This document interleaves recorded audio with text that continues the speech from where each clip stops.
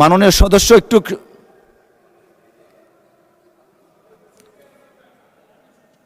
বসেন। এটা আমি যতদূর জানতাম, এটা আমি পঞ্চমবার সংসদে, এটা ক্রমিক অনুযায়ী হবে। আমরা এই ক্রমিকটা পাওয়ার জন্য সকাল 10টা আসে লাইন দেয়। মাননীয় স্পিকার, কি বিড়ম্বনা, এটা উপলব্ধি করার সুযোগ আপনার হয়েছে কিনা জানি না। আমার সিরিয়াল অনুযায়ী আমার আজকে গুরুত্বপূর্ণ বিষয়ে বক্তব্য রাখার কথা।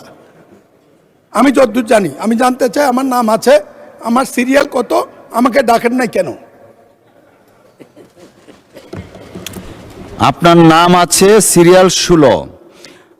আমি যতটুকু অফিস থেকে জানতে পেরেছি, যারা প্রথমবার দেন তাদেরটা একটু আগে যায়, যারা দ্বিতীয়বার, আপনি আজকে আগেও একবার বোধহয় দিয়েছিলেন, সেই জন্যই সিরিয়ালটা আপনার সিরিয়াল হচ্ছে 16।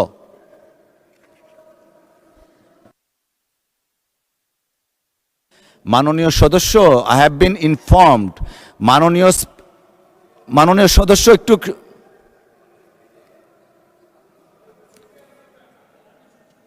বসেন। মাননীয় সদস্য, আমাকে একটু বলার যদি সুযোগ দিতেন দয়া করে। আপনি বসুন দয়া করে, সিনিয়র মেম্বার এই হাউজের। সাবেক একটা রুলিং আছে স্পিকার কর্তৃক প্রদত্ত। মাননীয় সদস্য, দয়া করে একটু বসেন আপনি প্লিজ।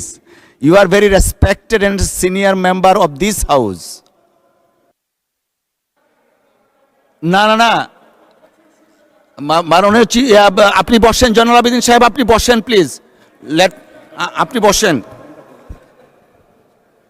মাননীয় সদস্য, আমি বারবার চেষ্টা করছিলাম আপনার দৃষ্টি আকর্ষণ করে আমাকে বলার সুযোগ দেওয়ার জন্য।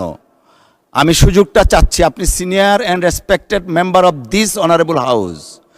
71 বিধিতে একটা রুলিং আছে সাবেক স্পিকারের, যে যিনি প্রথমবার দিবেন তাকে প্রায়োরিটাইজ করা হয়, যিনি সেকেন্ড টাইম থার্ড টাইম দিবেন আস্তে আস্তে সেটাকে লোয়ার করা হয়। তো যারা আগে কখনোই দেননি তাদেরটা প্রায়োরিটাইজ করা হয়েছে, আপনারটা সহ যারা দ্বিতীয়বার দিয়েছেন তাদেরটা সেপারেট লিস্ট করা হয়েছে। অসংখ্য ধন্যবাদ।